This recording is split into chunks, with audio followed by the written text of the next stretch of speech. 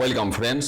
2020 শিক্ষাবর্ষে একদম pre primary থেকে শুরু করে অষ্টম শ্রেণী পর্যন্ত বিভিন্ন ক্লাসে ভর্তির নিয়মাবলী পাবলিশড হয়েছে। আজকে ওয়েবসাইটে দিয়েছে এই বিজ্ঞপ্তি এবং কি কি নতুন নিয়ম এলো বা সমস্ত নিয়মটা আমি থরলি আপনাদের সাথে শেয়ার করছি। দেখুন, এটা বিজ্ঞপ্তিটির ডেট দেওয়া হয়েছে 22/11/2019, কিন্তু ওয়েবসাইটে এটা আজকে দিয়েছে। এবং যেটা বলা হচ্ছে 1 নম্বর পয়েন্টে যেটা বলছে, আমি একটু বড় করি। এখানে বলা হচ্ছে কোনো রকম স্ক্রিনিং প্রসিডিওর অ্যাপ্লাই করা যাবে না এবং 6 থেকে 14 বছর প্রত্যেকটি বাচ্চাকে তার নেভারহুড স্কুল তাকে ভর্তি নিতে হবে, এলিমেন্টারি এডুকেশন, এবং ফ্রি অফ কস্টে তাকে সেই শিক্ষা দিতে হবে। তারপরে যেটা বলা হচ্ছে 2 নম্বর পয়েন্টে, যে যদি দেখা যায় যে যতগুলো সিট অ্যাভেলেবেল তার থেকে ক্যান্ডিডেটের সংখ্যা বেশি, সেক্ষেত্রে লটারির মাধ্যমে তাদেরকে সিলেকশন করতে হবে। এবং লটারির যেটা প্রসেস দেখুন, mode of conducting draw of lots shall be as follow. সেক্ষেত্রে বলছে at first a general draw, অর্থাৎ প্রথমে একটা সাধারণভাবে লটারি করতে হবে।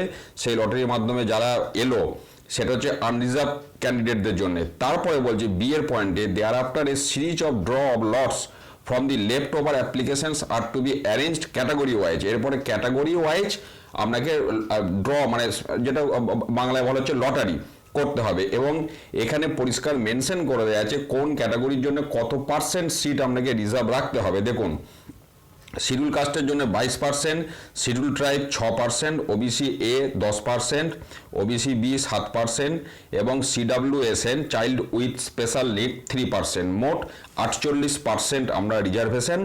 এইভাবে আপনাকে কিন্তু ক্যাটাগরি ওয়াইজ লটারি করতে হবে। পরে প্রথমে একটা জেনারেল লটারি হবে আনরিজার্ভ ক্যাটাগরির, তারপরে ক্যাটাগরি ওয়াইজ করতে হবে রিজার্ভ ক্যাটাগরিদের জন্য। এবং তারপরেও অনেক বক্তব্য আছে এখানে। সেটা বলা হচ্ছে যেটা, যে যদি দেখা যায় যে শিডিউল কাস্টের রিজার্ভ সিটগুলো শিডিউল কাস্টের দ্বারা ফিল আপ হলো না, সেক্ষেত্রে বলা হচ্ছে তাদেরকে শিডিউল ট্রাইব ক্যান্ডিডেট দিয়ে ভর্তি করতে হবে, বা বিপরীত ক্রমে সেটাও সত্য। অর্থাৎ এসসি এসটি এই দুটো ক্ষেত্রে যেটা 22% আর 6% রয়েছে, যদি ফিল আপ না হয় এসসির ক্ষেত্রে এসটি দিয়ে ফিল আপ করতে হবে বা এসটির ক্ষেত্রে এসসি দিয়ে ফিল আপ করতে হবে। তারপর বলছে হাওয়েভার, যে এই প্রসেসটা করার পরও যদি ফাঁকা থেকে যায়, সেক্ষেত্রে বলা হচ্ছে যে এসসি এসটি ক্যান্ডিডেট যদি না থাকে, সেক্ষেত্রে আনরিজার্ভ ক্যাটাগরি থেকে নিয়ে সেটা ফিল আপ করতে হবে। একই রকম বলা হচ্ছে ওবিসি এ এবং ওবিসি বি ক্যান্ডিডেট, তাদের মধ্যেও এরকম প্রসেস চলবে। যদি সেক্ষেত্রেও ওবিসি এ এবং ওবিসি বি ক্যান্ডিডেট না পাওয়া যায়, তখন আনরিজার্ভ ক্যাটাগরি থেকে নেওয়া হবে। তারপরে বলছে such unreserved seat shall be filled by candidates as per norm, এবং সেটাও ফিল আপ করতে হবে একটা নিয়মে, যেমন লটারি প্রসেস বলা হচ্ছে। এবং সেই জন্য এখানে যে পদ্ধতির কথা বলা হচ্ছে, যে ফার্স্ট যে লটারিটা করা হয়েছিল আনরিজার্ভ ক্যাটাগরির, যারা চান্স পেল বাকিদের একটা ওয়েটিং লিস্ট করে রাখতে হবে। এইবার যদি এই রিজার্ভ ক্যাটাগরিদের ভর্তি করার পর সিট ফাঁকা থাকে, তখন অ্যাজ পার ওয়েটিং লিস্ট তাদেরকে ভর্তি নিতে হবে। সেটাই দেখুন বলছে, for this a waiting list may be maintained in the first draw of lots as at 2 number এ অ্যাবাভ। যেটা আমি আগে বললাম, প্রথম লটারি যেটা আনরিজার্ভ ক্যাটাগরির জন্য করা হয়েছে, তার একটা ওয়েটিং লিস্ট বার করার কথা বলা হচ্ছে। এরপরে বয়সটা দেখুন, বয়সটা ধরতে হবে 1/1/2020 সাপেক্ষে।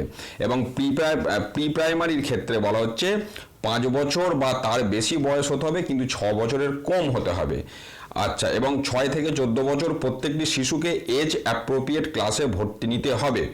তারপরে যেটা বলা হচ্ছে, যে যদি কোনো বাচ্চা বা কোনো শিশু কম বয়সে কোনো ক্লাসে ভর্তি আগে থেকেই হয়ে থাকে এবং সে পাশ করার পর পরবর্তী ক্লাসে তার বয়স কম বলে তাকে ভর্তি নেওয়া যাবে না, এটা করা চলবে না। অর্থাৎ কম বয়সে যদি কোনো কারণে আগে থেকে তার যদি পড়া কন্টিনিউ থাকে, তখন কম বয়সেই তাকে উচ্চ ক্লাসে ভর্তি নিতে হবে। এবার এখানে নর্মাল যে রুলটা বলে দেওয়া হয়েছে, ক্লাস 1-এর জন্যে আপনার ওই 1/1/2020 বয়স হতে হবে 6 বছর অথবা তার বেশি, কিন্তু 7 বছরের কম। এইভাবে এটা ডট ডট চলছে। আমি 8-এর জন্য বলে দিই 13 বছর বা তার বেশি অথবা 14 বছরের কম। এটা হলো সিস্টেম। এরপরেও এখানে কিছু বক্তব্য আছে। এই 4 নম্বর পয়েন্টটা দেখুন, বলছে যে প্রাইমারি বিদ্যালয়ের ক্ষেত্রে একটা শিশু সে আপনার 1 কিলোমিটারের মধ্যে রুরাল, মানে গ্রামের পরিবেশে 1 কিলোমিটার ডিস্টেন্সে প্রাইমারিতে, আর শহরের ক্ষেত্রে 1/2 কিলোমিটার ডিস্টেন্সে আপনার যদি কোনো বাচ্চা থাকে তাকে অ্যাডমিট করতে হবে ডাইরেক্টলি, সেক্ষেত্রে কোনো লটারি সিস্টেম আসবে না, তাকে ডাইরেক্ট ভর্তি নিতে হবে। এটা হচ্ছে প্রথম কথা। তারপরে বলছে such children is pre-primary class or class 1 children from Anganwadi center located within distance of 1 kilometer in rural area and half a kilometer in urban area will also be admitted directly। মানে এইগুলোকে সরাসরি ভর্তি নিতে হবে, এই সমস্ত বাচ্চাদের কোনো রকম লটারি করা যাবে না। মানে এই ডাইরেক্ট অ্যাডমিশন নেওয়ার পর যতগুলো সিট ফাঁকা থাকবে সেই সিটগুলোর ওপর লটারি করতে হবে, এই হচ্ছে বিষয়টা। তারপরে যেটা বলছে 5 নম্বর পয়েন্টটা, যে যদি কোনো বিদ্যালয়ে এমনটা হয়, দেখা গেছে 1 মিনিট, হ্যাঁ, যে একই প্রেমিসিসের মধ্যে হয়তো প্রাইমারি বিদ্যালয় চলে এবং তারপরে আপার প্রাইমারি বা সেকেন্ডারি স্কুল চলে, তো সেক্ষেত্রে ওই প্রাইমারি শিশুদের কিন্তু সরাসরি ভর্তি করতে হবে। এখানে যেটা বলছে, দেখুন, ইন কেসে primary school and upper primary higher secondary school run in the same building premises class 1 student of primary school shall automatically be admitted to class 5। এটা ক্লাস 1 হবে না, ক্লাস 4 হবে। অর্থাৎ প্রাইমারি এবং হাই স্কুল যদি একই বিল্ডিংয়ের মধ্যে হয়, সেই প্রাইমারি স্কুলে যারা 4 পাস করবে তাদেরকে 5-এ মাধ্যমিক স্কুলে বা সেকেন্ডারি স্কুলে সরাসরি ভর্তি নিতে হবে, সেক্ষেত্রে কোনো লটারির বিষয় এখানে আসছে না, এটাই বলতে চাইছে। এবং এই ধরনের অ্যাডমিশনগুলো নেওয়ার পর যেটা বলছে, after admission of such interested candidates in class 5 the rest seats shall be filled up through the process of draw of lots. অর্থাৎ যেটা আমি বললাম, যে এই যে ডাইরেক্ট অ্যাডমিশনের যে সিস্টেম, 1/2 কিলোমিটার 1 কিলোমিটার পাশাপাশি একই বিল্ডিংয়ের মধ্যে হলে, এইভাবে যে নিয়মগুলো ডাইরেক্ট অ্যাডমিশন, সেই ডাইরেক্টগুলো করার পর বাকি যে অ্যাভেলেবেল সিট তার উপর লটারি করতে হবে। লটারির আবার সিস্টেম হচ্ছে ওইটা যেটা আমি বললাম।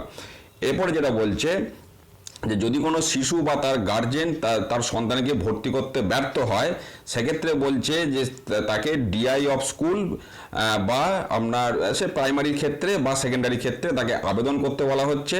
এবং সেক্ষেত্রে ডিআই বা এসআই যারা আছেন, প্রাইমারি বা সেকেন্ডারি এডুকেশনের ডিআই যারা আছেন, তাদেরকে সেই শিশুদেরকে নেবারহুড স্কুলেতে ভর্তি করার ব্যবস্থা করতে হবে, এটাই বলা হচ্ছে অ্যারেঞ্জ ফর অ্যাডমিশন।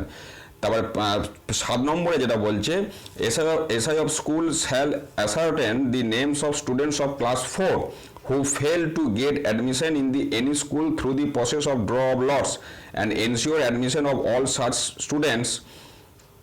এটা স্টুডেন্ট বানানটা ভুল, আচ্ছা স্টুডেন্টস, ওটা স্টুডেন্টসই হবে, in class 5 in neighbourhood school and send compliance report to the district inspector of school within 7 ফেব্রুয়ারি 2020। এটা ডিআই স্যারেদের উদ্দেশ্যে বা এসআই স্যারেদের উদ্দেশ্যে বলেছে, যে যদি লটারি হওয়ার পর 4র্থ শ্রেণীতে কোনো ছাত্র পরবর্তী ক্লাস অর্থাৎ ক্লাস 5-এ যদি ভর্তি হতে না পারে, তো তাদেরকে ভর্তির ব্যবস্থা তো করতেই হবে, পাশাপাশি সেই রিপোর্টটা আলাদা করে 7ই ফেব্রুয়ারির মধ্যে জমা দিতে হবে।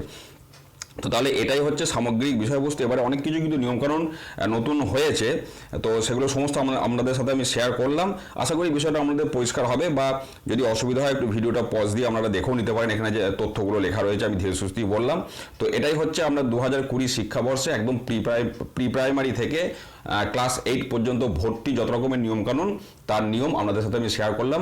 এই ভিডিওটি অন্তত আপনারা প্রচুর পরিমাণে শেয়ার করুন, যাতে করে সমস্ত অভিভাবক অভিভাবিকা বা শিক্ষক শিক্ষিকা সকলে এই বিষয়টি সম্পর্কে অবগত হতে পারেন।